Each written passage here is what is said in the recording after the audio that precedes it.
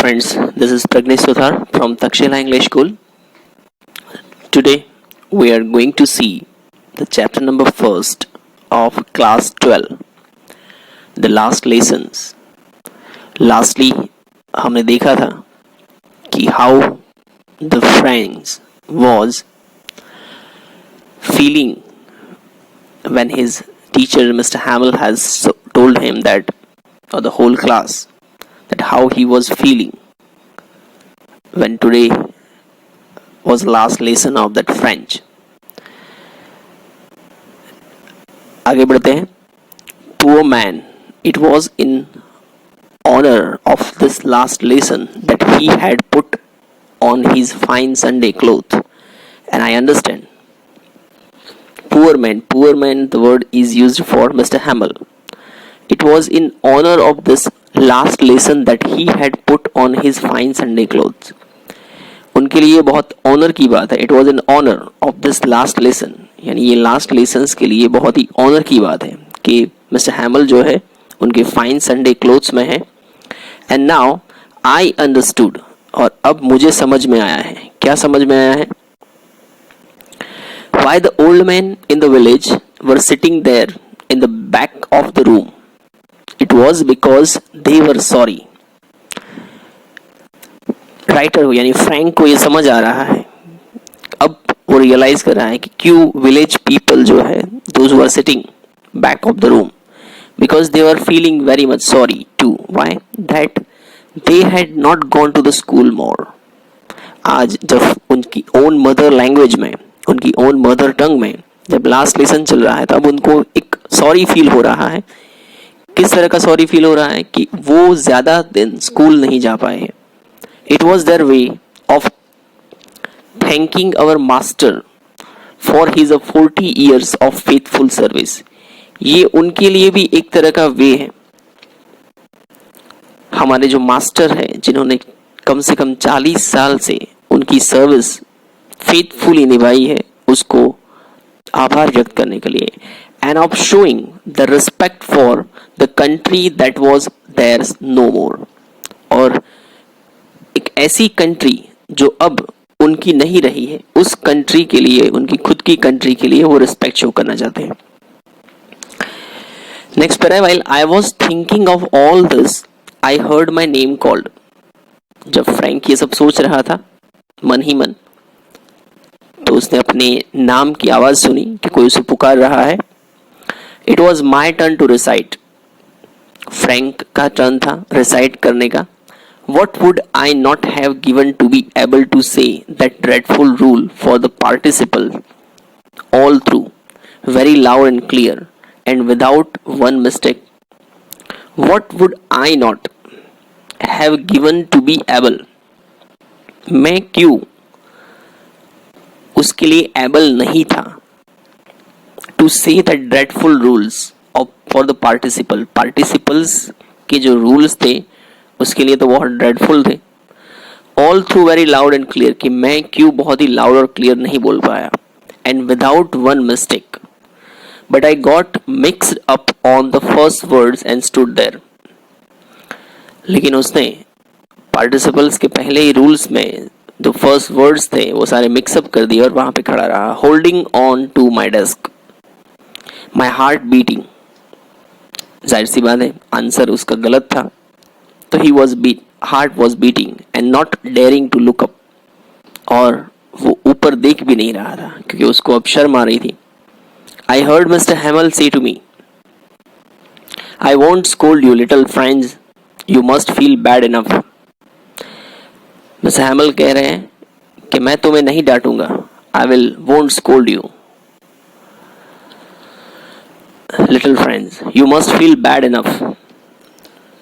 तुम्हें बहुत बुरा लग रहा होगा. सी हाउ इट इज, देखो कैसा है. Every day we have said to ourselves, bah, I have a plenty of time. You see here the bah, this is the words which the kind of disgust expression, we can say that disgust expressions show कर रहा है हमें. That is we can say that. तो bah, I have a plenty of time. कह रहे हैं कि हम हर रोज अपने आप को कह रहे थे हमारे पास बहुत वक्त है, I will learn it tomorrow, मैं उसको कल सीखूंगा, पार्टिसल्स के रूल्स, ये जो लैंग्वेज है उसको कल सीख लूंगा, ग्रामेटिकल रूल्स कल सीख लूंगा. And now you see where we have come out. Hamel कह रहे हैं कि अब हम कहाँ पे आ गए हैं. That's the great trouble with Alsace, she puts off learning till tomorrow. That is the great trouble with Alsace. Alsace के ऊपर जो ये बहुत ही बड़ी भयंकर ट्रबल आई हुई है. She puts off learning till tomorrow, वो क्या करेंगे कल तक, टिल टुमारो. लर्निंग जो है वो पुट्स ऑफ हो जाएगी यानी खत्म हो जाएगी. Now those fellows out there will have the right to say to you, फिर उन्हें आपको कुछ कहने का हक नहीं रहेगा, यानी मिस्टर हैमल को. उसके बाद जो बाहर खड़े हैं, the fellows out there will have the right to say to you, वो आपसे बात करेंगे, वो आपको सिखाएंगे. हाउ इज इट, कैसा होगा वो. You pretend to be a French man and yet you can neither speak nor write your own language. कैसा लगेगा कि आप प्रिटेंड कर रहे हो कि आप फ्रेंच मैन हो यानी फ्रांस के रहने वाले हो, लेकिन आप अपनी खुद की ओन लैंग्वेज ना तो बोल पाओगे ना तो लिख पाओगे. कैसा महसूस करोगे आप. But you are not the worst poor little friend, लेकिन तुम बुरे नहीं हो. We have all great deal to the reproach ourselves with. We have all great deals with a reproach. What is the meaning of reproach? We can say that reproach का meaning होता है disappointment. We have all a reproach with ourselves, कि हमने बहुत disappoint वाला ये जो माहौल है, ये जो डील है वो कर रहे हैं. Your parents were not anxious enough to have you learn. तुम्हारे पेरेंट्स भी शायद तुम्हें लेकर, तुम्हारी पढ़ाई को लेकर शायद इतने anxious यानी very much worried नहीं होंगे. They prefer to put you to work on the farm or at the mills so as to have a little more money. वो भी शायद यही प्रेफर करेंगे कि तुम शायद किसी फार्म में या मिल में काम करो, and then you will have a little more money, और कुछ पैसे कमा जाओ. And I, और मेरा, I have been to blame also, और मुझे तो सिर्फ और सिर्फ ब्लेम का ही सामना करना है. Have I not often sent you to the water my flowers instead of the learning your lesson? क्या मैंने तुम्हें हमेशा मेरे जो प्लांट्स थे, फ्लावर्स थे, उनको पानी पिलाने के लिए नहीं भेजा हुआ है, instead of a learning lesson? And when I wanted to go fishing, did I not just give you a holiday? कि जब मुझे फिशिंग पे या मुझे बाहर जाना होता है तब मैंने क्या आपको हॉलीडे दे दी है. Then from one things to another, Mr. Hamel went on to talk of the French language. और ये सब बातें, ये सब चीज़ें कहते हुए वो धीरे धीरे अपनी फ्रेंच लैंग्वेज की तरफ बातें करना शुरू करते हैं. Saying that it was the most beautiful language. हैमल का क्या कहना है आप देख सकते हो यहाँ पे. आपको ये you must have given that map over here. This is the Germany और अलास्का और लॉरेंस यहाँ पे आए हुए हैं इस view, so that you can see that आपकी टेक्स्ट बुक में भी है. He is talking about the language. So the French language is very much amazing in the world. The clearest, the most logical, and that we must guard it among us and never forget it. वो क्या कहना चाहते हैं कि French language जो है वो दुनिया की सबसे बेस्ट लैंग्वेज है, बहुत ही क्लियरेस्ट है और मोस्ट लॉजिकल है. ये आपको पूछा जाता है क्वेश्चंस कि how he was depicted the French language. So the clearest and the most logical, that we must guard it among us and never forget it, और कभी नहीं भूलना चाहिए. Because when a people are enslaved, as long as they hold fast to their language, it is as if they had the key to their prison. क्या कहना चाहते हैं? That we must guard it among us. हमें हमारी language को guard करना चाहिए, उसको कभी नहीं भूलना चाहिए. Because when a people are enslaved, जब लोग enslaved यानी गुलाम बन जाते हैं, as long as they hold fast to their language, जब तक वो होल्ड फास्ट करने यानी अपनी लैंग्वेज से जुड़े हुए हैं, it is as they had the key to their prison.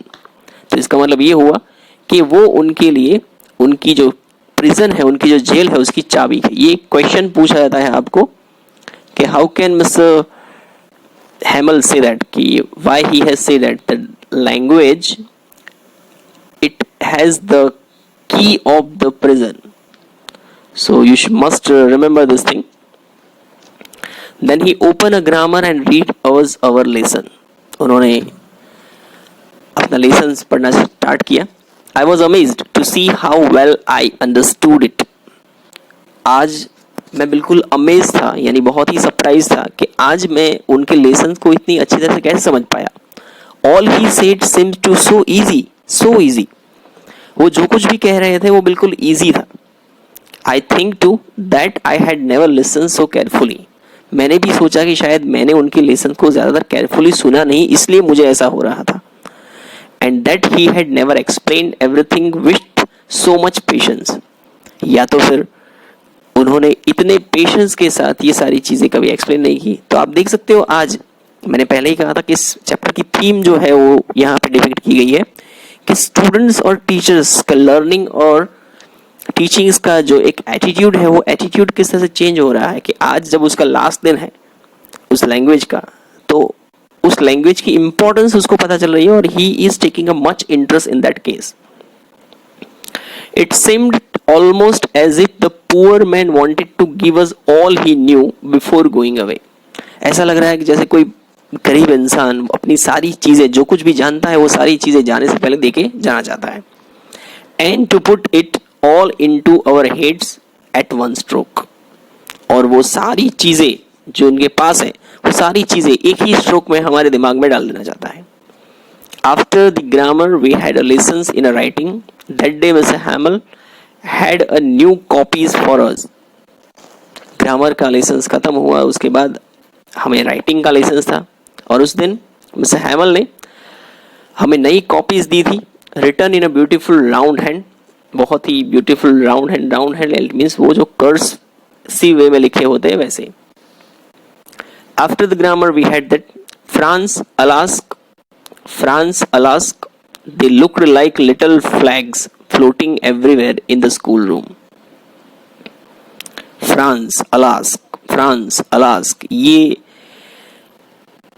They looked like little flags, ऐसा लग रहा था जैसे छोटे छोटे फ्लैग जो है वो पूरे क्लासरूम में, पूरी स्कूल रूम में फ्लोटिंग कर रहे हैं, यानी तैर रहे हैं. Hung from the rods at the top of our desk. एक जैसे छोटा सा रॉड हो जिस पॉल के ऊपर फ्लैग होता है, और उसके ऊपर हमारी डेस्क के ऊपर ये सारे लटके हुए हैं. And now quite it was. You ought to have seen how everyone set to the work. आपको देखना चाहिए था कि सारे स्टूडेंट्स, सभी लोग कितने क्वाइटली अपने काम में जुड़ गए थे. And how quiet it was, और इतना शांत था. The only sound was the scratching of the pens over the paper.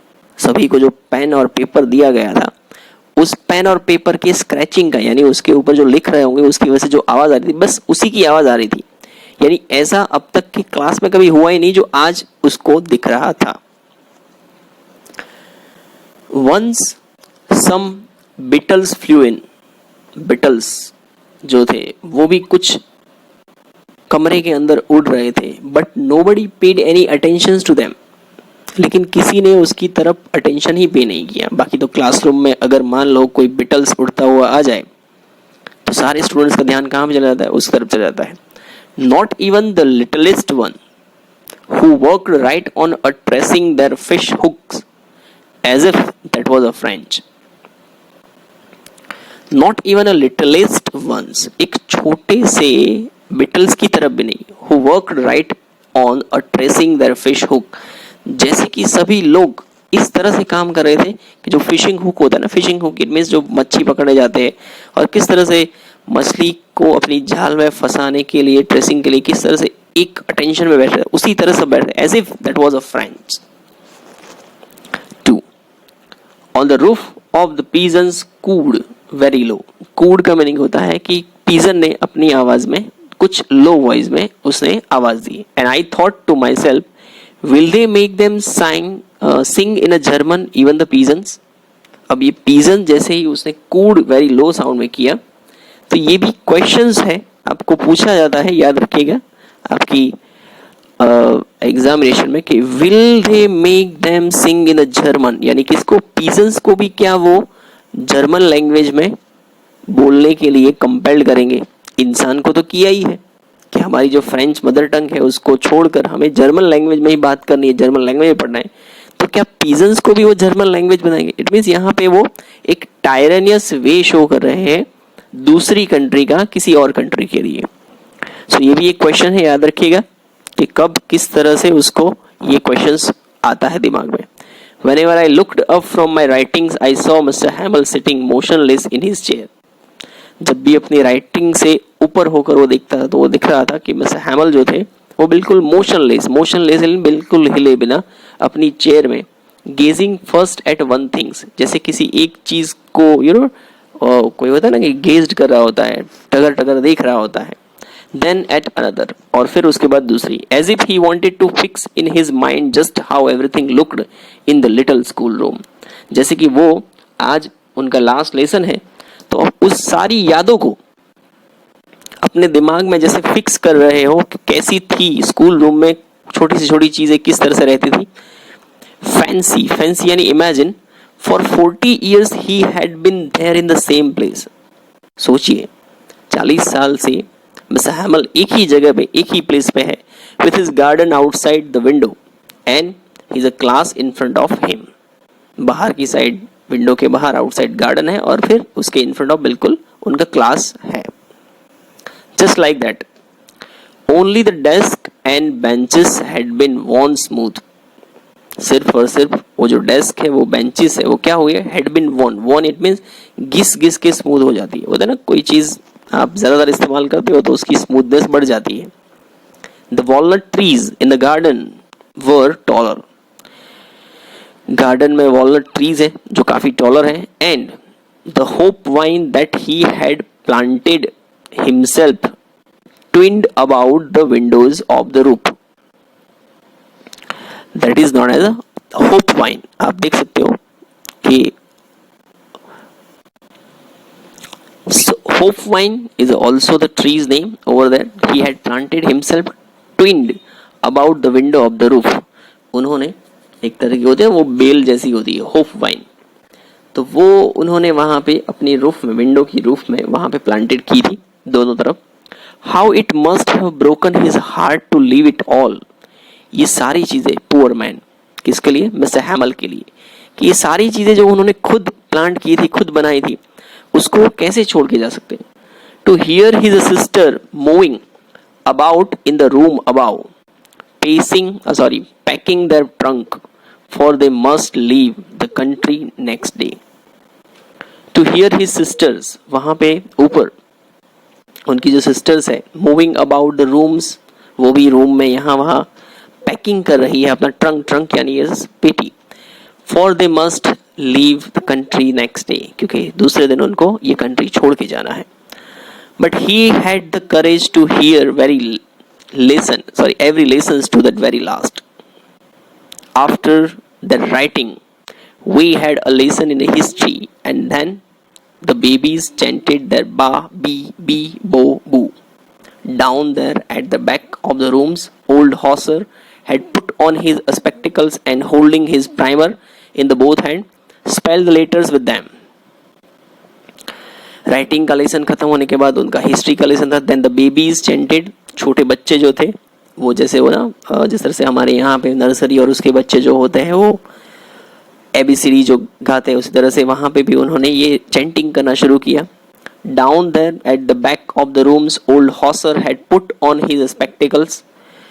Room के बिल्कुल पीछे जो बैठे हुए थे ओल्ड हॉसर, जिन्होंने वो अपने स्पेक्टिकल्स सही किए। एंड होल्डिंग हिज प्राइमर, अपना जो प्राइमर था, प्राइमर यानी वो जो संदेश, अपने दोनों हाथों में पकड़ा। Spell the letters with them, you could see that he too was crying. आप देख सकते थे कि वो हॉसर भी जो था वो रो रहे थे। His voice tremble with emotion, आवाज जो थी वो क्या थी, इमोशंस के साथ ट्रम्बल कर रही थी। And it was so funny to hear him that we all wanted to laugh and cry. बहुत ही फनी था उनको सुनना हम सबको हंसना था, रोना था. And how well I remember it, that last lesson. मैं कितना अच्छी तरह से वो लास्ट लेसन जो थे उसको याद रख सकता था और याद रखा था. All at once the church clock struck 12. उसी वक्त चर्च का जो क्लॉक था उसमें 12 बजने की जो घंटी थी वो बजी. Then the Angelus, at the same moment the trumpet of the Prussians. Angelus is a word used for that. Angelus, it means that a foreigner जो जर्मनी से आया है. At the same moment the trumpet of the Prussians returning from drills. उसी वक्त trumpet यानी वो जो bugle बजता है, वो प्रूशियंस जो आर्मी थी वो अपनी ड्रिलिंग यानी अपनी ट्रेनिंग से वापस आ रही थी, उसकी साउंड बजती है. Sound under our windows. Mister Hamel stood up very pale. Mister Hamel खड़े हुए बहुत ही पेल यानी बहुत ही sad in his chair. I never saw him look so tall. My friends, he said, उन्होंने कहा. I but something choked him. कुछ कहना चाहते थे लेकिन उनसे प्रोनाउंस नहीं हुआ. आवाज जो थी वो चॉक्ड यानी गला जो था भर गया था. He could not go on, आगे नहीं बढ़ पाए बोलने में. Then he turn to that black board, took a piece of chalk, और फिर वो जो चॉक स्टिक था उसके ऊपर लिया और बोर्ड के ऊपर कुछ लिखा. Bearing on with all his might, अपनी सारी ताकत जो थी वो इकट्ठी कर he wrote as large as he could, उन्होंने लिखा. फ्रेंच लैंग्वेज में vive la France. Then he stopped and lean his head against the wall, and without a word he made a gesture to us with his hands. School is dismissed, you may go. यहाँ पे एक word है vive la French. तो vive la French it means long live the French language, ऐसा भी हम कह सकते हैं, या तो फ्रेंच लैंग्वेज जिंदाबाद, हम ऐसा कह सकते हैं. And this was the chapters about the last lesson, कि एक लैंग्वेज जो है वो किस तरह से हमारे ऊपर इम्पैक्ट करती है, हमारी खुद की ओन मदर टंग जो है वो किस तरह से इम्पैक्ट करती है, उसके बारे में ये क्वेश्चन दिया है. यहाँ पे थिंग्स यू रियली में क्वेश्चन दिया है कि what changes did the order from the Berlin cause in the school that day. तो बर्लिन से जो ऑर्डर आया था उसकी वजह से क्या चेंजेस हुआ स्कूल्स का जो प्रीमाइसेस चल रहा था उसमें. जैसे पहले स्कूल थी तो पहले स्कूल के अंदर बहुत ही ज़्यादा very much hustling sound was going on everywhere and all, but today now it was quite changed, quite silence. Mr. Hamill जो थे वो अपने beautiful clothes में थे because he was just going to teach the last lesson today. So this was the changes you have to mention. How did friends feeling about Mr. Hamill and school change? School के changes और उसके बारे में कैसा feel कर रहा था. तो you have seen that कि he was just feeling very much sad and all. Mr. Friends जो जिन्होंने इतने सारे साल गुजारे हैं यहाँ पे, उसके लिए भी. As I told you that the question can be possible over here, जिस तरह से यहाँ पे दिए गए हैं, तो ये क्वेश्चंस जो है वो आपको सॉल्व करने हैं अपने तरह से.